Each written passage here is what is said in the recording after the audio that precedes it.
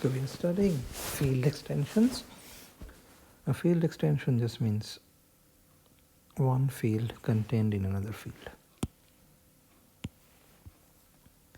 A pair of fields f and k, with f being a subfield of k. So I'm going to fix f to be a field and only look at fields that are containing it. In this context, f is often called a base field. Let f be a field. If k is a field that contains f, we say that k is extension field of f. Or we say that k over f is a field extension. It's just a shorthand.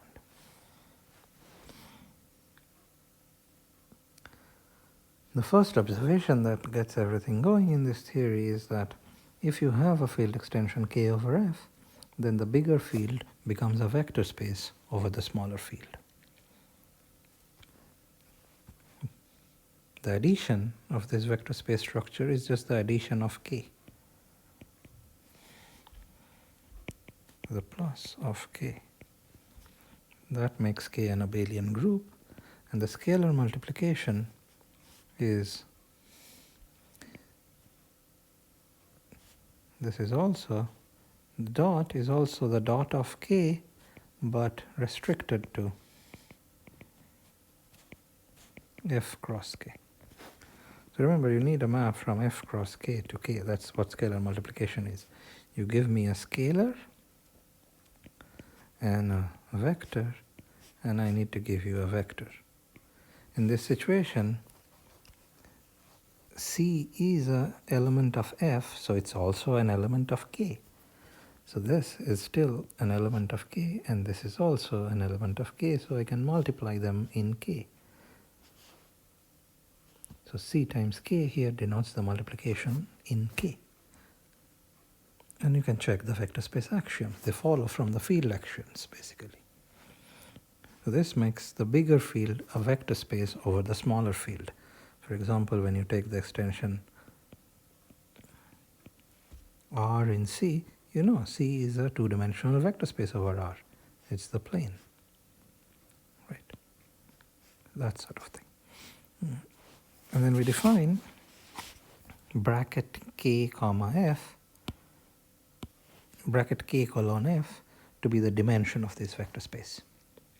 So it's the dimension of k as a f vector space, or a vector space over f. And this number is called the degree of the extension k over f. Well, I say number, but it could be infinite. If the vector space is not finite dimensional, then we just write this is equal to infinity. So, and we say that k over f is a finite extension if this degree is finite. So that's sort of saying that k is not too big compared to f. It's, after all, a finite dimensional vector space. And the first theorem in the subject really is that if you have any non-constant polynomial in fx, then there is a finite extension in which it has a root. So maybe you cannot solve this polynomial in f, but if you go to a finite dimensional extension, then in that bigger field you can always find a root. You can always cook up such a field that contains a root. And we saw an example already of this. Like if you take this polynomial in Qx, then it's irreducible, so it doesn't have a root. But, so this is irreducible. So this is probably the third time I'm writing this example, because I really want you to be comfortable with this construction, and doing this example is a great way to get comfortable with this construction.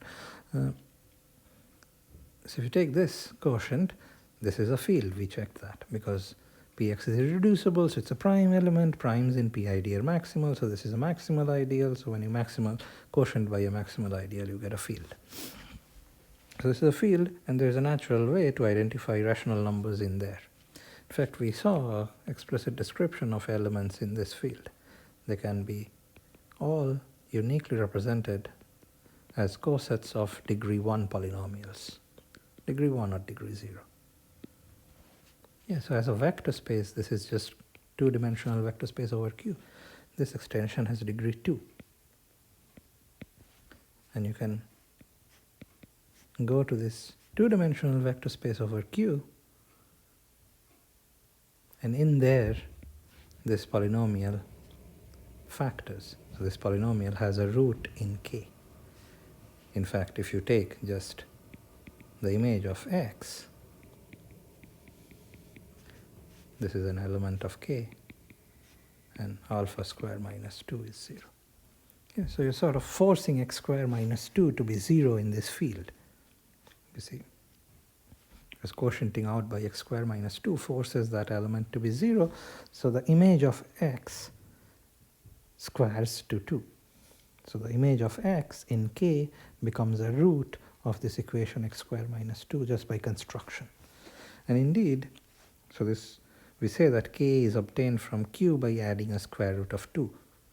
And this alpha is not the real number square root of 2, but what I can show is that this field is isomorphic to Q square root of 2. And here I'm talking about the real number square root of 2. So this is subset of R. So this is all real numbers of this form. Yeah. This we explained before. If you've forgotten, do this exercise again. This really shows you what is going on. So that's sort of a reason for focusing on finite extensions. These are not too big extensions, but you going to these extensions, you can solve polynomial equations. Example would be anything like this. More precisely, let f be an irreducible polynomial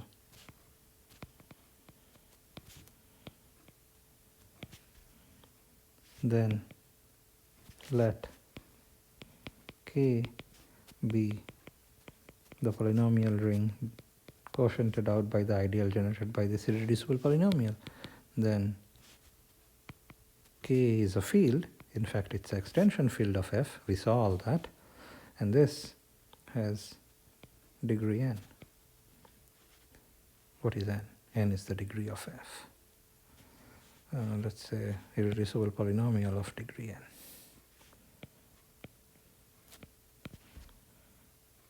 And here I mean is a finite extension.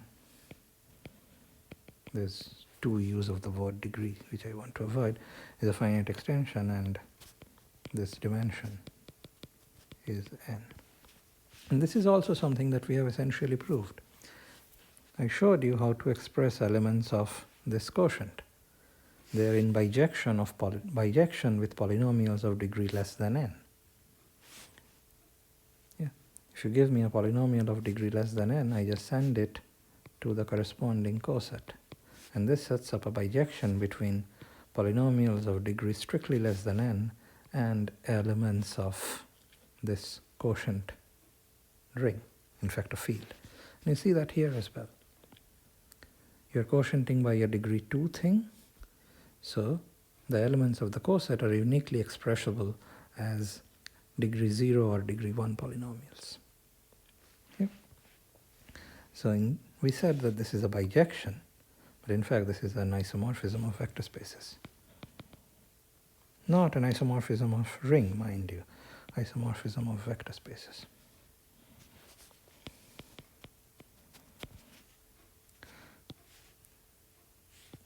And that's just checking that adding 2 of these g's and then applying alpha is same as applying alpha and then adding.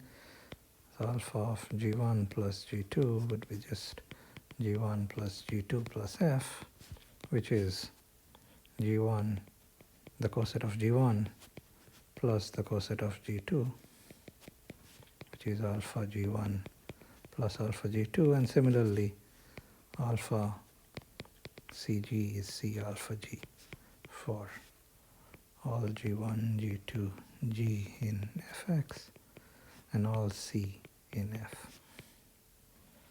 This you can verify. So this alpha is really a linear map.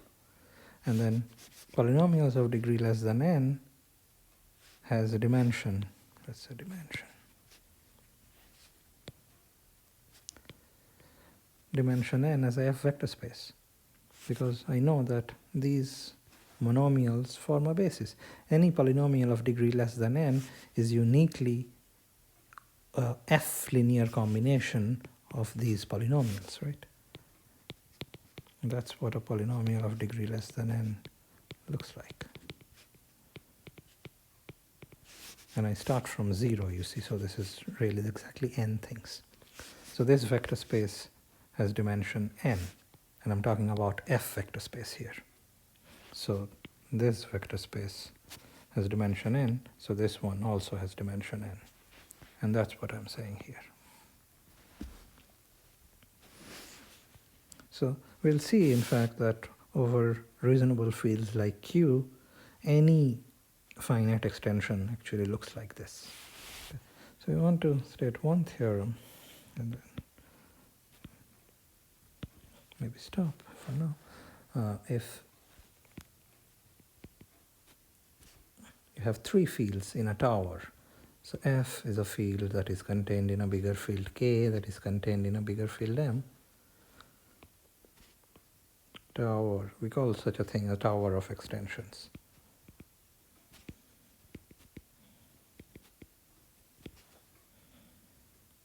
Then the big extension M over F is finite, meaning M is a finite dimensional vector space over F if and only if the two smaller ones are.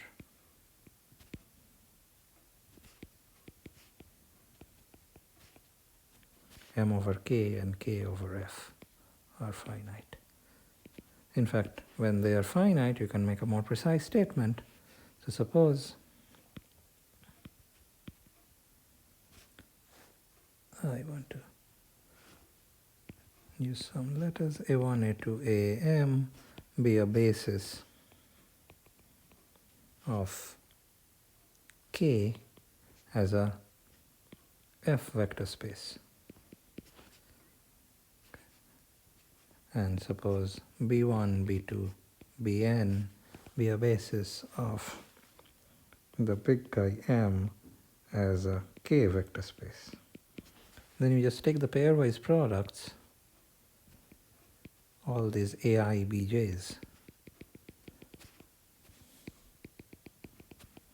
That's a basis of M as a F vector space.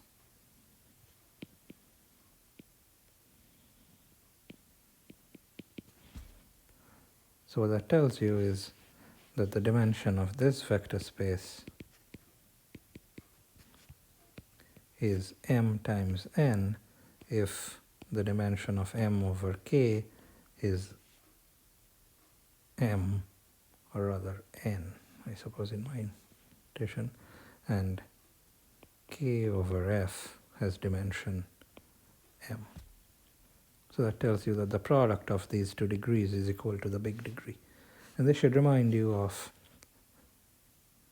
things from finite group theory. For example, if you have a group contained in another group and contained in another group, everything finite, then the size of the quotient, and let's say everything is normal in the smaller thing is normal in the big thing, the size of this quotient is equal to the size of this quotient times the size of the next quotient. And this has sort of the same kind of use. We'll use this over and over again, that the size of the big thing in a tower is sort of the product of the sizes of the two smaller things. The word size here gets replaced by the word degree. So that the degree sort of plays the role of the size of this extension, how big these extensions are.